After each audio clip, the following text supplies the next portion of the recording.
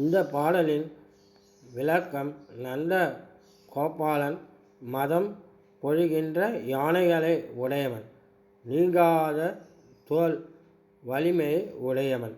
அவனுடைய மருமகளே நம்பினையே மணங்கமலம் கூந்தலை உடையவளே கதவை திற.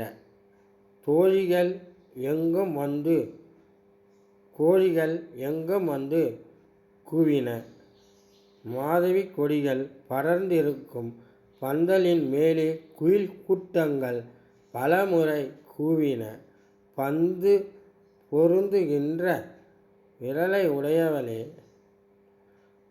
உன் மைத்துனன் பெயரை நாங்கள் சொல்லி பாட, செந்தாமரை போன்ற உன் கையால் அழகிய வளையல்கள் ஒலிக்க மகிழ்ந்து வந்து கதவை திறப்பாயாக என்று இந்த பாடலின் விளக்கம் அமைந்துள்ளது.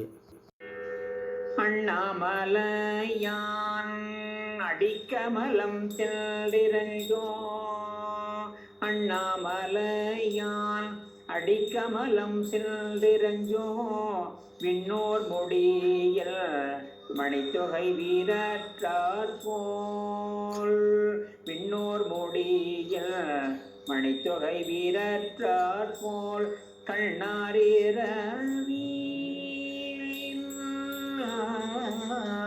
கண்ணாரிரவி கதிர் வந்து காகரப்ப, தன்னாரொழி மழுங்கி தாரகைகள் தாமகல, பெண்ணாகி ஆணாய் அலியாய் பிறங்கொழி சேர், விண்ணாகி மண்ணாகி இத்தனையும் வேறாகி, பெண்ணாகி ஆணாய் அலியாய் பிறங்கொழி சேர், விண்ணாகி மண்ணாகி இத்தனையும் வேறாகி, கண்ணாரமோதமுமாய்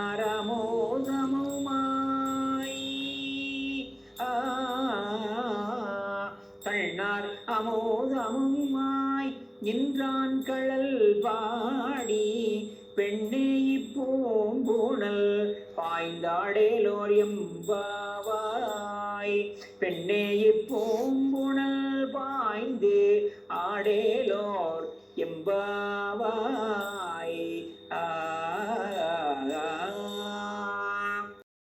இந்த பாடலின் விளக்கம் பெண்ணே திருவண்ணாமலையில் இறைவன் பேரொளி பிரம்பாக இருக்கின்றான். அவன் திருவடி தாமரையில் விழுந்து தேவர்கள் வணங்கும் பொழுது அவர்கள் உடைய மகுடங்களில் பதிக்க பெற்றுள்ள பல வகை இரத்தினங்களின் தொகை இறைவன் திருவடி பேரொளியின் முன் ஒளி இழந்து வீறு அற்று விடுகின்றன. அவைபோல இருள் நீங்கும்படி கதிரவன் எழுந்து விண்மீன்கள் ஒளி இழந்து மறைந்து விட்டன. பொழுது விடிந்து விட்டது. இறைவன் பெண் ஆண் அலி மூன்று வகையானவன். ஒளி தரும் கதிரவனும் மதியும் சுடர்களும் பொருந்திய வானமானவன் மண் வானவன். இவற்றிற்கு வேறாக உள்ள அனைத்தும் வானவன். அவன் நம் கண்முன்னே காட்சி தரும் நிறைந்த அமுதமாகி நின்றான். அவனுடைய திருவடிகளை பாடி மலர் நிறைந்து விளங்கும் இந்த நீரிலே பாய்ந்து ஆடுவோமாக என்று இந்த பாடலில் விளக்கம் அமைந்துள்ளது.